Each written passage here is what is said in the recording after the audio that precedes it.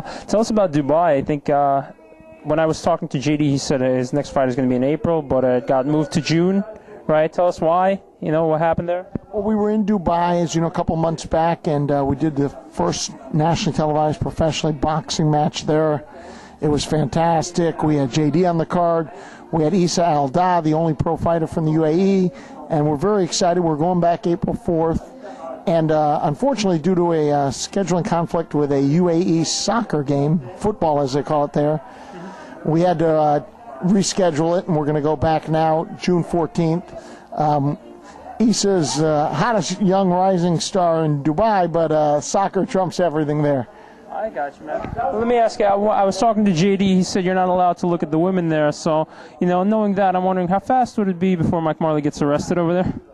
Marley, I'd give him about 30 to 40 seconds at the airport. I don't think he'd make it out of the airport. Talk about that. Are you afraid? No? What's going on there? No fear at all. I'll tell you the truth. There's such a cultural acceptance in Dubai. Well, of course, you have to honor their cultural mores and norms, which are a lot of strict things like regarding the women and having 4 wives, etc.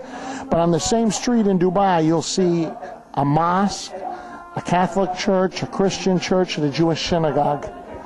And all religions are openly practiced there. They have millions of foreign workers, because they're building so much infrastructure, pouring literally $500 million a day into it. So it's all good in Dubai. Well, yeah, we got a little aggressive on that topic. What about being an American over there? How do they react to somebody who's an American? With the politics, between the clashes between the Muslim world and capitalism, that sort of thing. Shocking to me, because in Europe there is a lot of resentment of Americans, and in a lot of places in the world. But in Dubai, they love Americans and they love America, and they want to be just like us. And if you go there, you see literally every franchise. I don't care if it's Wendy's to Morton Steakhouse and everything in between. If you've got it here, you've got it in Dubai. I mean, any department store, anything American, they eat up over there. The dress, other than the traditional garb, is American. Even the way they name everything, the brand of English they speak is American. They love American, so it was a good experience.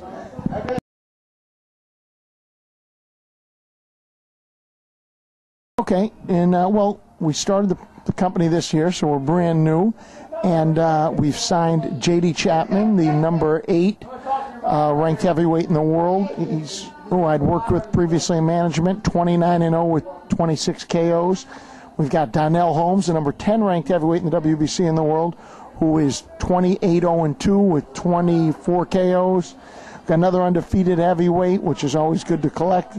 And Kasim Howard, former number 2 amateur Eastern Trials winner, Florida Golden Gloves champion. He's now 6-0 as a pro. We've got Georgie the Truth Tehran, who is literally a fight or two away from taking on anyone in the lightweight division. He would fight Casamayor or Nate Campbell or anybody tomorrow. He's 20-0-1 and 22 years old, 3-time New York Golden Gloves champion.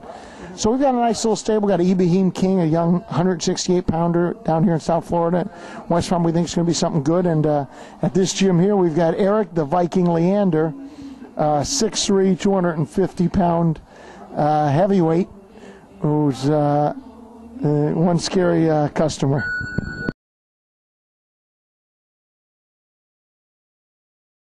You shared some info with me, a little earlier.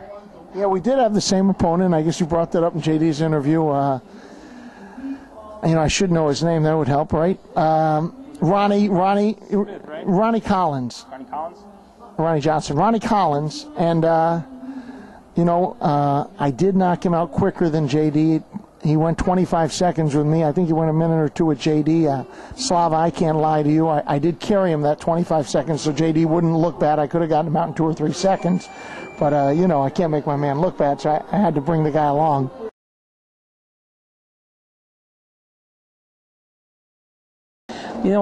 Mike likes to write a lot about you and your site, and one of the criticisms regarding that is because you're a site sponsor, he wants to give you a little play. So what we're really trying to find out is how do you react to that? I mean, do you think it's fair? Is it fair criticism or no? No criticism of Mike Marley or Boxing Confidential is fair. The site and Marley are perfect. That's all I'm going to say on that subject. Fellow Kanye West on your MySpace. What is it? Who's that guy? You know, Slava, you got to keep up with the times. I now have Rick Ross on there. It's a day-to-day, week-to-week thing. Kanye West was on, I think, The Good Life, right? And now I got one of Rick Ross's new songs on the other day. So, you know what it is? I try to refresh the page a lot. I have a teenage son. So, and I don't know if you know my background's in internet marketing. I actually started one of the original social networks. So I have a lot of fun with it, and change the song, change the pictures, change a few things all the time. You want to take the opportunity to give us the link for that one? Well, I'm not involved anymore, but for mine, yeah, it's myspace.com/Hirsch-Management. myspace.com/HIRSCH management. What about any sites, any websites? Yeah, we actually have I have some the previous management sites. The Hirsch-Boreo promotion site is going to be completed in the next week. It's HBP. I didn't even get it right. Hirsch-Boreo Promotions Boxing, HBPBoxing.com or HirschBoreoPromotions.com, either one. I would think the BP Boxing would be easier, but apparently it's not. I just messed it up. So either one of those URLs will work, and I think it'll be a neat little site with some information about our fighters and about our events and what we're doing. To say in closing? Yeah, not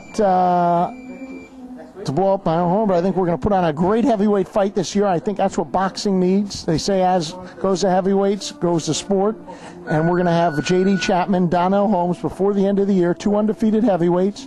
You saw Bragimov and Klitschko. If you were able to stay awake, you saw all 12 rounds. This will not be that. This will be the antidote.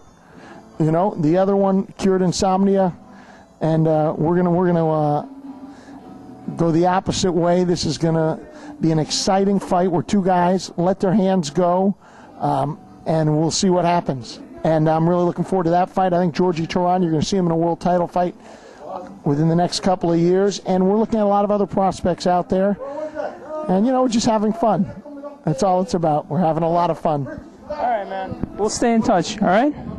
You got it. Great talking to Boxing Confidential. And I want to give a big up to my man Marley. Whatever bar he's in, I hope he's having a great time.